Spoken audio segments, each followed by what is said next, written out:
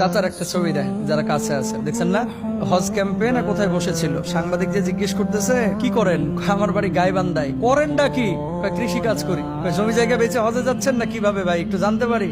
জমি জায়গা আমার তো নুন আনতে বান্ধা ঘোরায়, কিন্তু হজ্জে যাওয়ার জন্য আমার অনেক আগ থেকে আকাঙ্ক্ষা ছিল।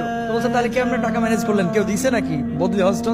না ভাই, এই আল্লাহ যদি চায় আপনারা কেউ কি আটকে রাখতে পারবে? ধরেন আল্লাহ আপনারা বাইতুল্লাহ নিবে, পিডিয়া হলেও নিয়ে যাবে, যাবি না কার? আর যদি আল্লাহ আপনারা না কবুল করে, বাড়ি থাকবে 10টা, কিন্তু অন্তরের মধ্যে একটা বার ওই চিন্তাও দিবে না মাথার ভিতরে যে যা বাইতুল্লাহ জিয়ারত করে আস। হাজার হাজার কোটিপতি আছে বাইতুল্লাহ কিন্তু যায় না। কথা বলেন ঠিক কিনা?